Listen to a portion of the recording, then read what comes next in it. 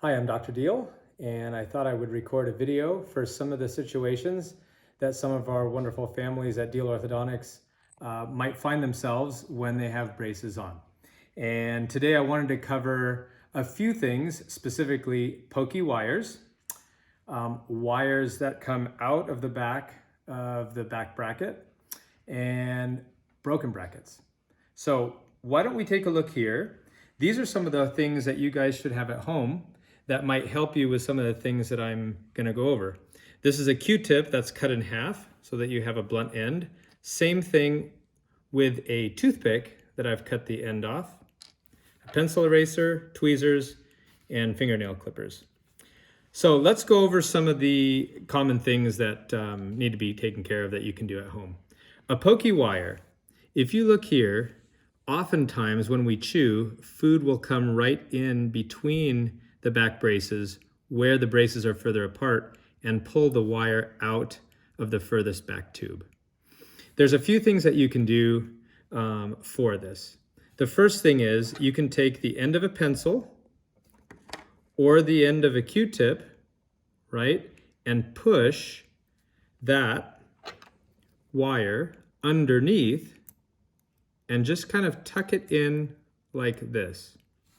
That's the easiest way to take care of it. It holds it underneath the bracket. It's not going to move the teeth, and you will find instant comfort. The second thing you could do is you can always cut the wire. You can come in with some fingernail clippers like this, making sure that you're not clipping the cheek, and clip it in this fashion. Clip it as close as you can to the bracket in front of where the wire has come out so that that wire does not poke. The third thing you can do, which is maybe a little bit easier said than done, is you can take tweezers and try to get the wire back into the tube. Again, this is easy when the wires are flexible, but not very easy if we're in a stiffer wire. Those are the things I would do for a pokey wire. Now, I kind of went over the second thing when the wire is already out of the tube. When you have a pokey wire, if you look at this side, like this, remember, we said that we can cut it with the fingernail clippers as close as you can. If you don't feel comfortable doing that, you can try to bend the wire with the end of the eraser and push down like this or in towards the teeth. Anything you can do to bend that in would be great. If you look at this model here, I've shown you how I bent this in with the eraser or with the end of a Q-tip to try to tuck it in between the bracket and the very back tube. That would be fine as well. So these are all ways to fix pokey wires and wires out of tubes. The third thing I wanted to go over is the broken bracket scenario. If you look here, you can see how this bracket is loose from the tooth. It obviously is still on the wire, and you can see how it oftentimes wants to spin in this fashion.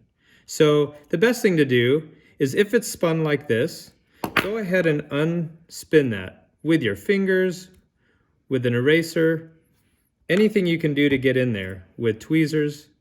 And if you want to make it look like it's back in the center, of course you can put it in the center. Oftentimes it might stay there, but if it doesn't, you can always take a ball of wax, about pea size I would recommend, roll it up in a ball, make sure the tooth and the bracket are as dry as possible from saliva because the wax will stick much better. This should actually last for quite a while if you put the wax on when the tooth and bracket are as dry as can be. Of course, if you want to just leave the bracket loose on the wire, that won't hurt anything. As long as it's comfortable to your lip and to your tongue, we can repair it when we're back in the office.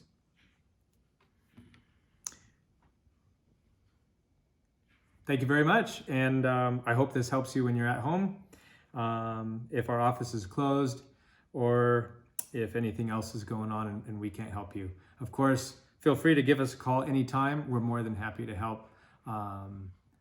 over the phone or virtually, FaceTime or Zoom, anything that we can do to get in contact with you, we're always here for you guys. Thank you very much for being part of Diehl Orthodontics.